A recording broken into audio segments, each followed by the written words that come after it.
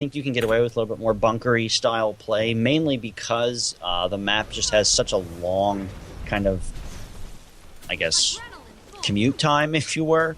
Yeah. But we're going to take a look at here at the quarry here, and we are going to see Panics versus Can Scout, and Can Scout is going to be playing the Ranger.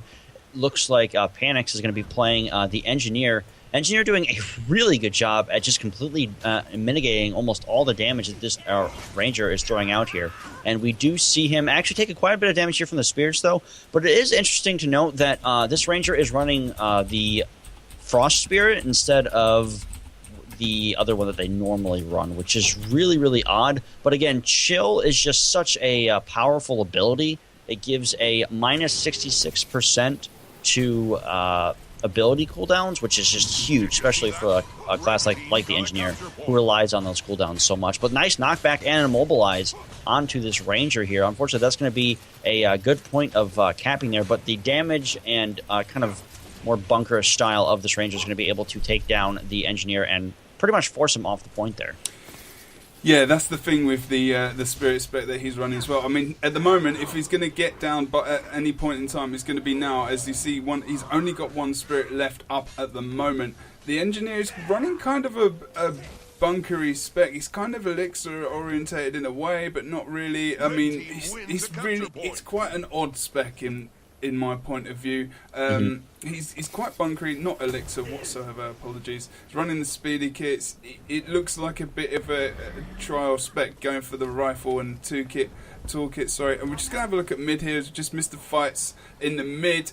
We did see the Mesmer go down there. Lord Nagnag solidly got that point. We have got a big free cap coming out for Red at the moment over Blue, with only 5 points secured for them at the moment.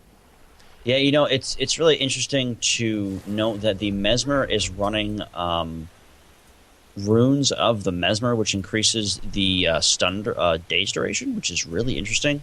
You don't normally see that on a Mesmer. There's a lot of stuns now for Mesmers. It's absolutely insane.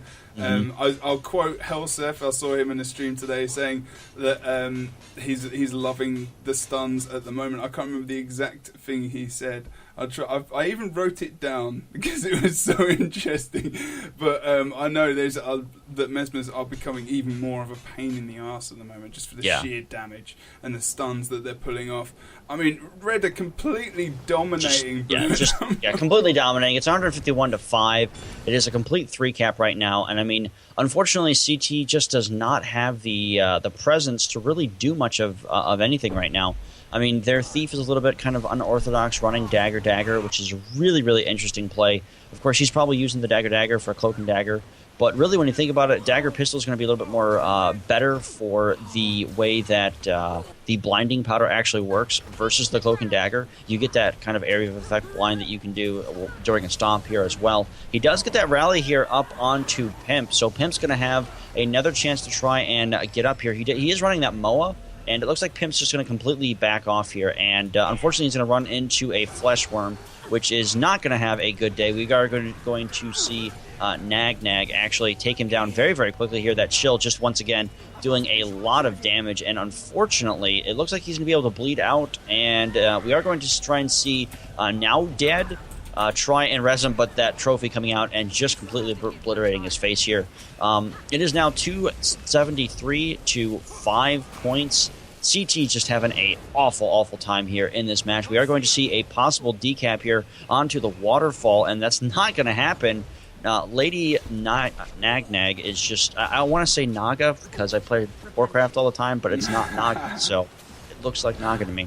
And man, look at that burst damage just coming out from the Daruku warrior here. Nice job there. Gonna be able to try and take him out there, but unfortunately, Lady is going to survive that evasion away and live to fight another day here. She is at a considerable amount of health here, and she's just kind of pinging away at the rest of CT with that short bow. Gonna try and weapon swap into the sword and the dagger.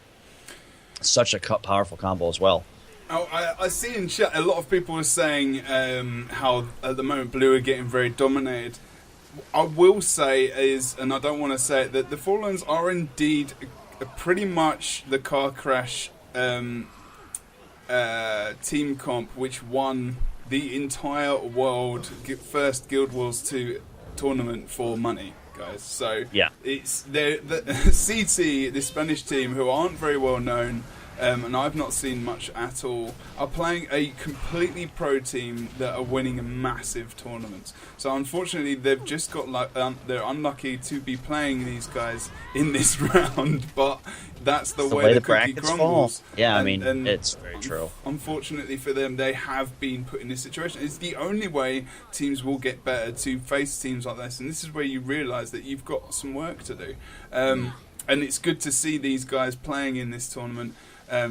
It just shows that they want to get involved, and these guys are supporting it. They're playing ESL, they're playing loads of other tournaments, they're coming back, and they're a really, really good team. And we've got so many more good teams at the moment, especially in ESL, especially in this tourney, Good Fights tourney that's coming up in January, and loads of tourneys that are coming up. And this match is going to be very much in the favour of Red at the moment, keeping the 3 caps. Oh yeah, very solid. I mean, they've been able to keep this 3 cap pretty much the entire game. It is.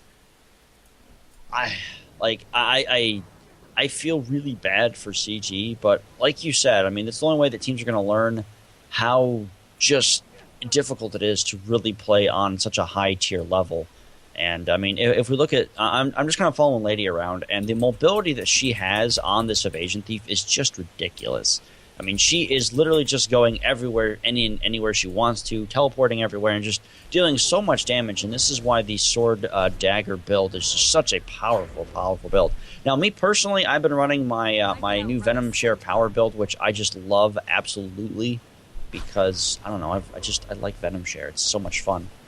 Thankfully, with some of the trait workarounds and the way that the initiative was changed, made Thieves a lot more powerful as far as build diversity, in my personal opinion, which is one of the reasons why Sword Dagger is going to do pretty well still. But again, it was changed that they do have a cast time on that teleport. Yeah. It doesn't stun break anymore, which is kind of a huge detriment to them. But then again, a Thief just has such high mobility. He does have that withdrawal. He does have that Shadow Step Signet. So he doesn't really need an extra stun break. It just helps, but that is going to be in favor of the red team, unfortunately. Exactly. They did get a little bit of a nerf, but I think you're very right. It is very much about how these guys are going to play these specs. And Nag very, very good there. You could see just running around using the bow 5, and just the way they were moving around there, just the skill of that team is just, it's going to be a very, very difficult for them to be challenged in this. We're going to take a very, very quick break now to just quickly sort out my stream, double check